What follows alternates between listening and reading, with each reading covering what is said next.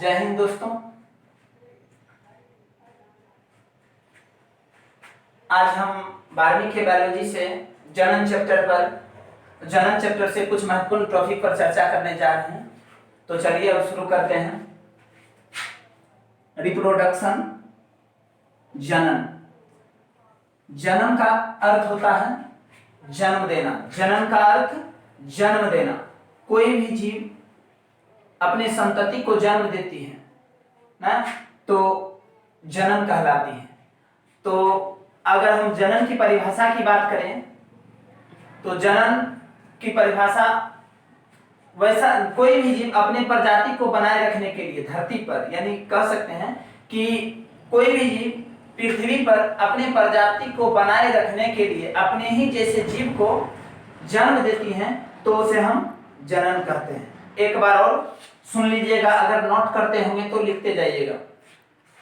जनन वैसी प्रक्रिया है जो कोई भी जीव अपने प्रजाति को पृथ्वी पर विद्यमान रखने के लिए अर्थात बनाए रखने के लिए अपने ही जैसे जीव को जन्म देती है, तो उसे जनन कहते हैं।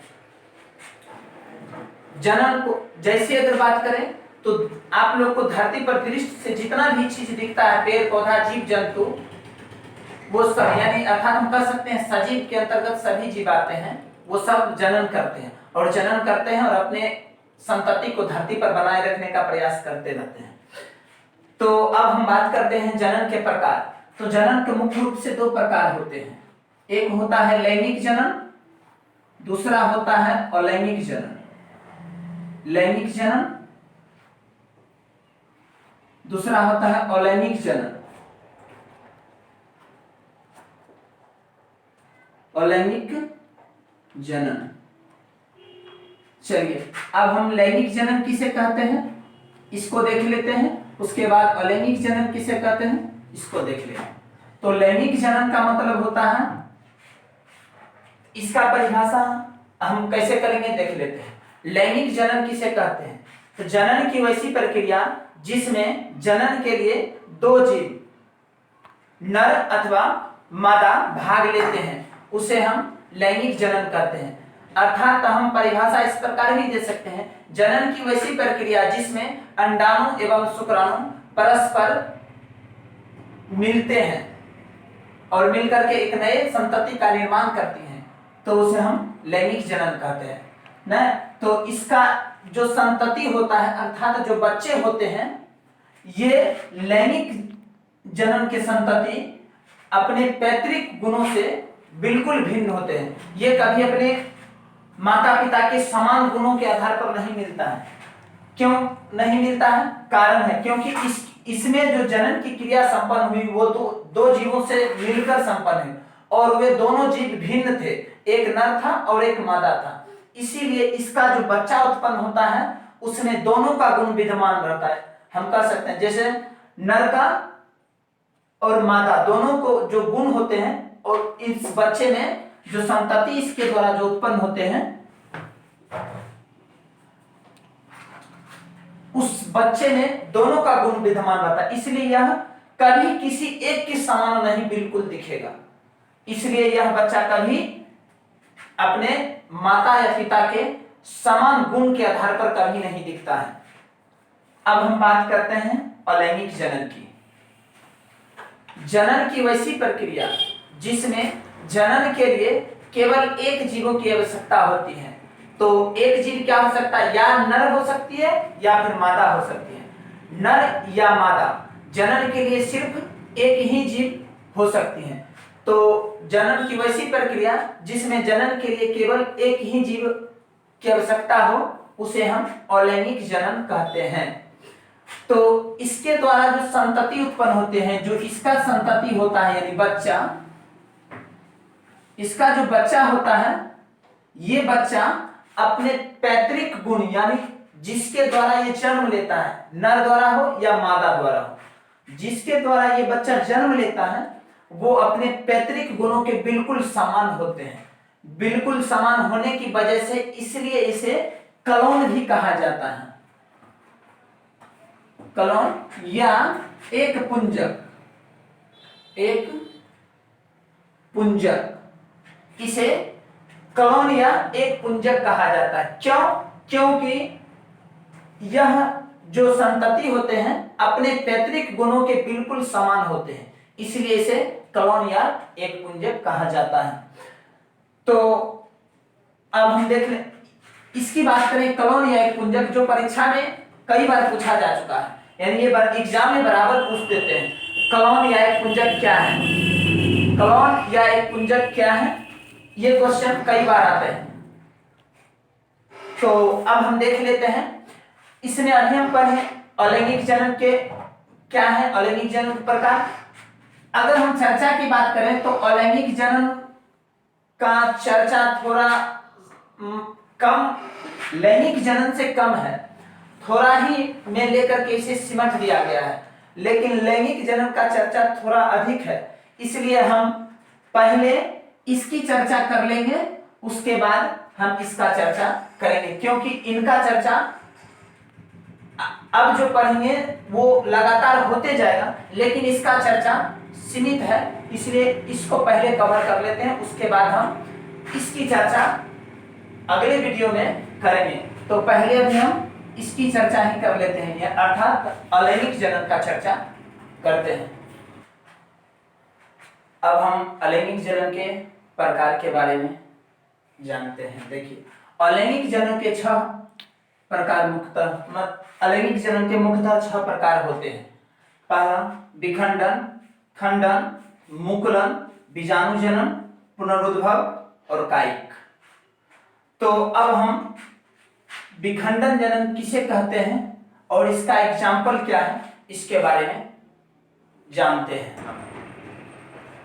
विखंडन जनन किसे कहते हैं? विखंडन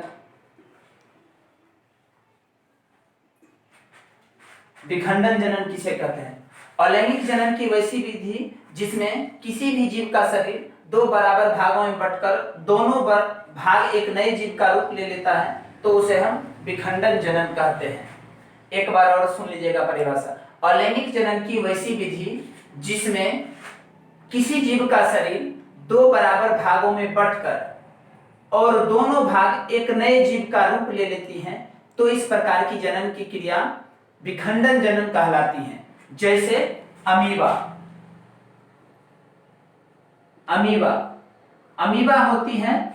अमीबा का शरीर वातावरण अनुकूलित के हिसाब से ये अपनी स्थिति आकार को बदलते रहता है, और जब इसे आकार में परिवर्तन लाना होता है तो यह 2 बराबर भागों में बढ़ जाती है और प्रत्येक भाग एक नए जीव का रूप लेते चलता है। इसका भाग यह अपना भोजन कूटपाद की सहायता से प्राप्त करते हैं और यह जनन की क्रिया विखंडन करती है।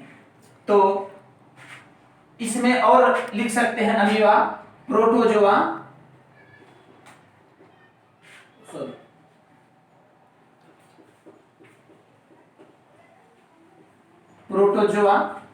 और एग्जाम्पल इसका लिख सकते हैं। अब अगला है 2 नंबर में खंडन, इसके बारे में हम जान लेते हैं।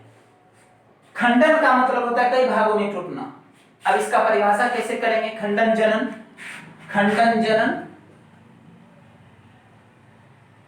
अलैंगिक जनन की वैसी विधि जिसमें किसी भी जीव का शरीर 2 या 2 से अधिक भागों में बंटकर प्रत्येक भाग एक नए जीव का रूप ले लेती हैं, तो इस प्रकार की जनन की क्रिया को हम खंडन जनन कहते हैं। तो जैसे अगर बात करें, इसमें शैवाल जो होते हैं इनका शरीर कई बराबर भागों में टूट जाते हैं, छोट बड़ जो भी हो कई भाग में टूटते हैं और इनका प्रत्येक भाग जो होता है एक नए जीव का रूप ले लेता है। इसी प्रकार है स्पेरोगाइरा, अगर लिखना चाहते हैं तो लिख सकते हैं। ये सब इनका एग्जाम्पल है। वैसे हर एक का 1-2 एग्जाम्पल याद रखना। इसमें इस प्रकार का मतलब क्वेश्चन तो नहीं, कभी कभी एग्जाम्पल ही पूछता है। जो इंपॉर्टेंट ज्यादा होगा हम वो बता देंगे। अब हम अगला बात करते हैं। चलिए अब देखते हैं मुकुलन जनन। जनन हम लिखना भूल जाते हैं, आप लोग ध्यान दीजिएगा। चलिए कोई बात नहीं, ऊपर में लिखा गया है ठीक। तो मुकुलन जनन किसे कहते हैं? मुकुलन जनन का मतलब अलैंगिक जनन की वैसी विधि जिसमें किसी भी जीव के शरीर पर एक नए उभार निकल के आ जाते हैं और वह उभार किसी कारणवश टूटकर कटकर एक नए जीव का रूप ले लेती है। तो इस प्रकार की जनन की क्रिया को हम मुकुलन जनन कहते हैं। आप लोगों को एग्जाम परिभाषा समझ में आ गई होगी। तो इसका एग्जांपल जैसे देख लेते हैं, हाइड्रा, हाइड्रा और ईस्ट, ये सबसे इंपॉर्टेंट है। इसका एग्जाम्पल कई बार एग्जाम में पूछा गया है। हाइड्रा और ईस्ट एग्जाम्पल में कई बार पूछा गया है कि हाइड्रा में कौन सी जनन होती है या ईस्ट में कौन सी जनन होती है। ये दोनों इंपॉर्टेंट है परीक्षा की दृष्टि से। ये जरूरी नहीं है कि सिर्फ ये 12वीं के एग्जाम में ही पूछे जाते हैं। जितने भी एग्जाम्स होते हैं कंपटीशन से लेकर के और 10वीं 9वीं के एग्जाम से लेकर के कंपटीशन लेवल तक में ये सब एग्जाम्पल पूछे जाते हैं। इसलिए यह वीडियो कोई भी बच्चा देख सकते हैं। ये 10वीं का टॉपिक से भी रिलेटेड है। 10वीं के टॉपिक में ये सब पढ़ना पड़ता है, और सॉरी 10वीं के बुक में भी और इंटर के बुक में भी दिया गया है, और कंपटीशन लेवल में ये सब एग्जाम्पल भी कभी कभी कोई ऐसा क्वेश्चन जो होता है वो पूछ देता है। तो चलिए अब हम मुकुलन के बारे में समझ गए होंगे, एक बार और बोल देते हैं। अलैंगिक जनन की वैसी विधि जिसमें किसी भी जीव के शरीर पर एक नए उभार निकल आते हैं और वह नए उभार क्या करते हैं, किसी कारणवश टूटने कटने के बाद एक नए जीव का रूप ले लेते हैं। तो इस प्रकार की जनन अलैंगिक मुकुलन जनन कहलाती है। जैसे हाइड्रा और ईस्ट, इनका शरीर जो होता है टूट जाता है किसी कारणवश, तो वह टूटा हुआ भाग नए जीव का रूप फिर से ले लेती है। तो इसका एग्जाम्पल समझ में आ गया होगा। चलिए अगला बीजाणु जनन, 4 नंबर में क्या है, बीजाणु जनन। बीजाणु जनन कहते किसे हैं? तो बीजाणु जनन, बीजाणु धानियों में बीजाणुओं के बनने की प्रक्रिया को बीजाणु जनन कहा जाता है। बीजाणु धानी में बीजाणुओं को निर्माण होने की प्रक्रिया बीजाणु जनन कहलाती है। बीजाणु जनन मुख्य रूप से 2 प्रकार की होती है, एक होता है चल बीजाणु, एक होता है अचल बीजाणु। चल बीजाणु धानी में बीजाणुओं के बनने की प्रक्रिया चल बीजाणु जनन कहलाती है। चल बीजाणु धानी में बीजाणुओं को बनने की प्रक्रिया चल बीजाणु जनन कहलाती है। इसका जो चल बीजाणु होती है यह एक स्थान से दूसरे स्थान तक जा सकती है, अर्थात हम कह सकते हैं कि यह जल में तैर सकता है, क्योंकि बीजाणु जनन अधिकतर शैवालों में होती है। यह बीजाणु जनन की जो प्रक्रिया अधिकतर किस में होती है, तो शैवालों में होती है। इस जो शैवाल की जो प्रकार होती है, अधिकतर शैवाल की प्रकार जल में एक जगह से दूसरी जगह चल सकती है, इसलिए इसका नाम चल बीजाणु रखा गया है। और अचल बीजाणु, अचल बीजाणु धानी में बीजाणुओं के बनने की प्रक्रिया को अचल बीजाणु जनन कहा जाता है। ये जो होता है एक स्थान से दूसरे स्थान तक नहीं जाता है, यह अस्थायी होता है, इसलिए इसे अचल बीजाणु कहा जाता है। जैसे क्लाइटोमोनस इसका हो गया, प्रोटोसाइफन इसका हो गया उदाहरण। अगर आप लोग नोट करना चाहते हैं तो नोट करते जाइए। अब हम अगला देखते हैं। चलिए अब देखते हैं 5 नंबर, पुनरुद्भव। पुनरुद्भव का मतलब होता है पुनः विकास कर लेना। पुनरुद्भव का मतलब होता है कि पुनः कोई भी जीव जो होता है अपने शरीर का जो है पुनरुद्भव विकास का मतलब होता है पुनः विकास कर लेना। अर्थात हम कह सकते हैं इसकी परिभाषा पुनरुद्भव का अलैंगिक जनन की वैसी विधि, अलैंगिक जनन की वैसी विधि जिसमें किसी भी जीव का शरीर को कई छोटे छोटे टुकड़ों में काट दिए जाते हैं और वह प्रत्येक टुकड़ा फिर से एक नए जीव का रूप ले लेती है। तो इस प्रकार की क्रिया पुनरुद्भव जनन के द्वारा संपन्न होती है, जिसे हम पुनरुद्भव जनन भी कहते हैं। पुनरुद्भव जनन कहते हैं। तो जैसे अगर हम इसकी बात करें, जैसे में पुनरुद्भव जनन की बात करें तो इसका हो जाएगा स्पॉन्ज। उदाहरण एग्जाम्पल में अगर याद रखना, अधिकतर एग्जाम्पल ही पूछा जाता है एग्जाम में, स्पॉन्ज। स्पंज को अगर हम कई टुकड़ों में विभाजित कर दें तो इनका प्रत्येक टुकड़ा एक नए जीव का रूप लेता है। और हाइड्रा इसका एग्जाम्पल में एक और होता है हाइड्रा। तो आप लोग सोचते होंगे कि सर ये हाइड्रा तो मुकुलोनो में उदाहरण ले लिए, इसमें भी ले लिया है, तो ये कैसे हो गया? तो हाइड्रा में होता है क्या वो बताता है। हाइड्रा में जब हाइड्रा तभी इसका उदाहरण हो सकता है जब इसमें क्या होता है कि इसका जो होता है ना एक्टोडर्म्स और गेस्टोडर्म्स, यानी ये जब हाइड्रा का जो विखंडन होगा एक्टोडर्म्स और गेस्टोडर्म्स दोनों एक साथ विभाजित होगा, तब इसका प्रत्येक टुकड़ा एक नए जीव का रूप लेगा, नहीं तो नहीं लेगा। इसको नोट में लगा के लिख सकते हैं। हाइड्रा का उदाहरण अगर दिए हैं तो नोट में लिख लीजिएगा कि एक्टोडर्म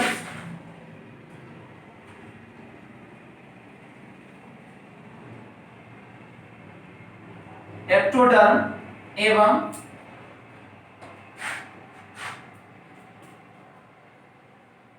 गेस्टोडर्म दोनों एक साथ अलग होनी चाहिए।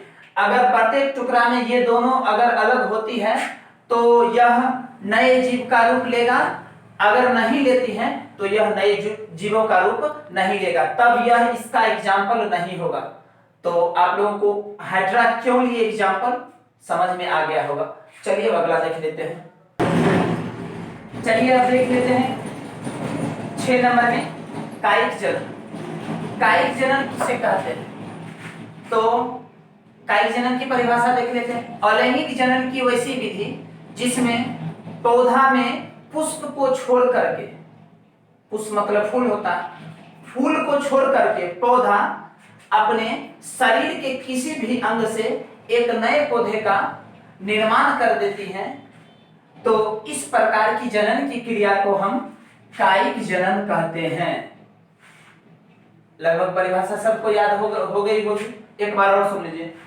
अलैंगिक जनन की वैसी विधि जिसमें पौधा के पुष्प को छोड़कर उनके शरीर के किसी भी अंग से एक नए पौधे का निर्माण हो जाती है, तो नए पौधे का निर्माण होती है, तो उसे हम कायिक जनन कहते हैं। जो ये लगभग सभी प्रकारों में से सबसे इंपॉर्टेंट है, इससे क्वेश्चन अधिकतर बनता है और एग्जाम में सभी प्रकार के एग्जाम में ये क्वेश्चन पूछे जाते हैं। शायद बायोलॉजी से जो भी प्रश्न रिलेटेड होगा क्वेश्चन, उसमें इस प्रकार के क्वेश्चन से संबंधित बात दे देती है। तो कायिक जनन की परिभाषा हम समझ गए। कायिक जनन के प्रकार और उनके महत्वपूर्ण बातों को अब हम अगले वीडियो में जानेंगे। Thank you so much.